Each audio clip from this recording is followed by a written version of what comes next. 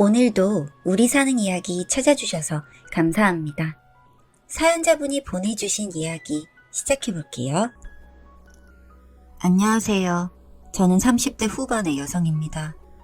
저희 아버지는 5대 독자이신데다가 종갓집 종손이라 어릴 때부터 아들을 낳아야 한다고 친할머니가 엄마를 쥐잡듯이 해서 6명의 딸을 낳고서야 늦둥이로 철없는 남동생이 생겼습니다. 나중에야 사실인데 제가 6째 딸이었는데 강보에 엎어놓았다고 하셨습니다.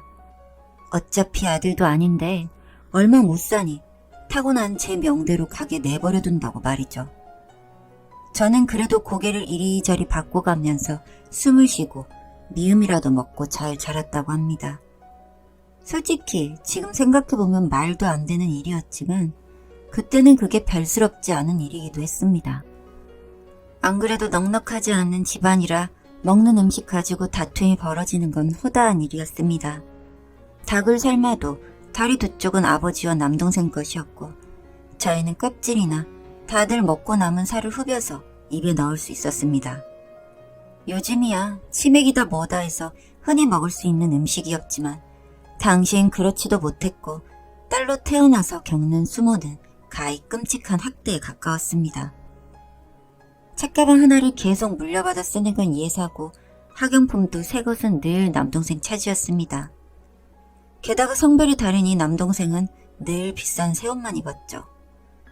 그런데 음지가 양지가 되고 양지가 음지가 된다더니 저희는 커갈수록 공부도 곧잘 했고 이런저런 상도 타오면서 학교에서 인정받으면서 다녔는데 남동생은 중학교에 가면서부터는 아예 일진에 들어가서 불량 학생들하고 어울려 다녔습니다.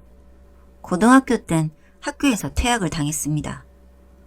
부모님 걱정이 이만저만이 아니었죠. 처음엔 심약한 동기를 삥 뜯다가 나중에는 엄마 결혼 폐물도 훔쳐 집을 나가버렸습니다. 그땐 집안이 난리가 나서 부모님은 눈물바람이었고 할머니는 저희가 남동생 복을 걷어가서 그런 거라면서 말도 안 되는 썰로 겁을 주셨죠.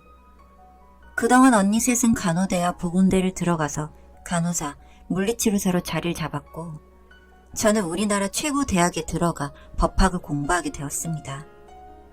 그땐 대학을 들어가는 것보다 평생 차별받았던 집을 떠난다는 게 훨씬 더 행복했습니다. 어머니는 자궁암에 걸려 투병하시면서도 아버지의 폭언과 가사노동에 지쳐 점점 쇠약해져 간다는 소식을 듣고도 차마 고향에 내려갈 생각을 못했습니다.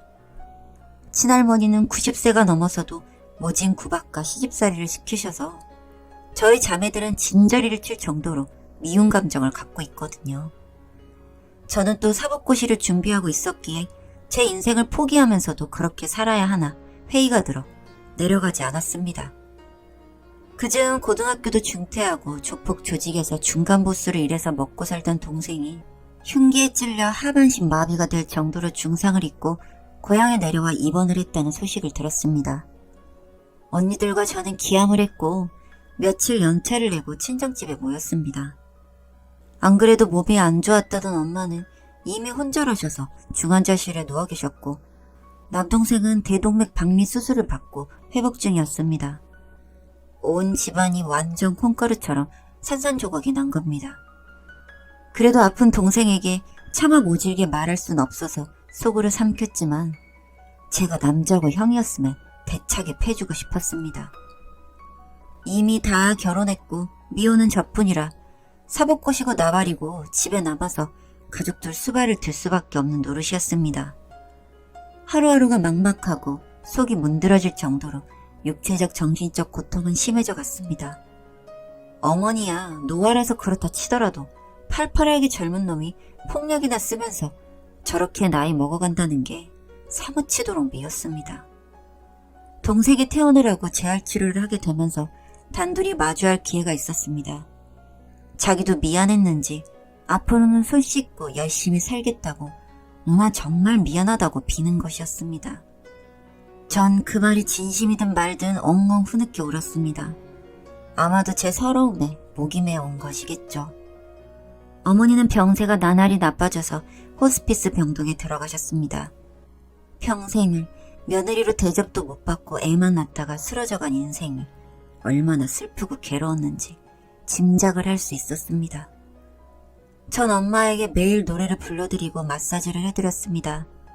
언니들은 보건, 의료 직종에서 일하고 있었지만 정작 병수발은 제가 다 하게 되었고 그런 저를 위로하고 격려하기는커녕 지들 먹고 살기 바빴죠. 늦둥이 남동생은 그런 제가 안쓰러웠는지 같이 병원에서 재활을 받으며 매일같이 엄마를 보러 휠체어를 스스로 밀고 왔습니다. 그리고선 어릴 적부터 엄마의 사랑이 너무 좋았다면서 이제야 철들어서 죄송하다면서 빌었습니다. 그렇게 남동생이 애쓴 보람도 없이 엄마는 호스피스 병동으로 가신 지 한 달 만에 세상을 뜨셨습니다. 냉정하게 그지없던 아버지와 친할머니도 양심에 찔리셨는지 한순간도 자리를 비우지 않고 빈소를 지키셨습니다. 언니들도 장례식 일정에서만큼은 효녀 소리를 들을 정도로 노력했고 전 이제 다 털고 고시 공부를 하겠다고 선언했습니다. 아버지는 평생 고물상을 운영하시면서 먹고 살았는데 남동생에게 물려주려고 보니 몸이 불편해서 도리가 없었습니다. 그렇다고 아무 일도 안 하면서 병치레 하는 것을 수발할 사람도 없었습니다. 그래도 하늘이 무너져도 솟아날 구멍은 있는 법이지 동생이 자신의 재활 스토리를 SNS에 올리게 되었습니다. 사실 동생이 외모도 좋고 키도 컸기에 팔로워가 쉽게 늘었다고 말할 수도 있겠지만 자신이 어려서부터 방황했고 술과 담배에 빠져 건강을 돌보지 않았었다는 사실도 솔직하게 오픈하면서 진솔한 이야기를 풀어낸 것이 좋게 받아들여졌던 것 같습니다. 그렇게 처음에는 100명대였던 팔로워가 20만 명이 넘어가면서 동생은 나름 그곳에서 스타가 되었습니다. 과거의 일진으로 찝적대던 선후배들과 조폭들도 웬일인지 하나로 뭉쳐 돕고 솔선수범해서 SNS에 나와서 이야기를 해주었고 그렇게 하루아침에 동네 백수에서 나름 유명 인사가 된 동생은 겸손하게 살기로 저와 약속을 했습니다. 그리고 부수적으로 들어오는 수입도 있어서인지 마음이 예전처럼 강팍하지 않고 누나들과 아버지께 베풀려는 것 같았습니다. 혹시나 이게 꿈인가 생시인가 걱정될 만큼 저희 집안에는 봄날이 왔습니다. 믿기 어려운 사실이었습니다. 그런데 호사다마라고 하죠. 조폭 끈앞풀 중에 중간 보스로 같이 일했던 인물이 동생이 살인미수 사건을 저지른 것을 블로그를 통해 퍼뜨린 것입니다. 차마 아니라고 발뺌을 할 수 없었던 것이 일부는 사실이었기 때문에 동생이 어떻게 처신을 해야 할지는 법을 공부하는 저조차도 확실하게 조언을 해주기 힘들었습니다. 그러는 와중에 군중의 힘은 무서운 것이라 동생을 끌어내리고 협박하는 사람들이 엄청나게 몰려와서 집에 불까지 지르고 테러를 일삼았습니다. 순한 이미지에 속았다는 겁니다. 저희도 안 되겠다 싶어 사실을 그대로 고백하고 SNS를 중단하고 비공개로 돌리겠다고 모든 것을 접었습니다. 처음으로 동생이 피를 토하듯이 통곡하는 모습을 보며 가슴이 매우 아팠습니다. 누나로서 아무것도 못해준 것 같아서요. 그렇게 중소도시 언론에서는 나름 이슈가 되었던 모양인지 이런 내용을 다루게 되었고 저희 가족은 석 달간은 몸살을 쳐야만 했습니다. 그리고 석 달이 지나자 관심이 식었는지 점차 잠잠해지더군요. 하지만 그 석 달간 저희 가족은 죽을 만큼 힘들었고요. 전 그땐 대학의 고시반에 있었기 때문에 더욱 도와줄 수가 없었는데 그만 동생의 자살 소식이 들렸습니다. 어머니의 부고 이후 채 1년도 되지 않아 일어난 일이었습니다.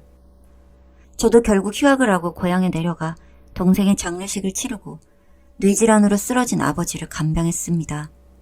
그리고 이를 갈았죠. 어떻게든 고시에 패스해서 동생의 억울함을 풀어주겠다고 말이죠. 이미 1차는 패스하고 2차를 남겨둔 시점이었습니다. 4학년 1학기로 복학을 앞둔 시기였지만 그래도 집안 사정이 어쩔 수 없어 휴학한 상태에서 신림동 고시원에 들어가 공부를 이어갔습니다.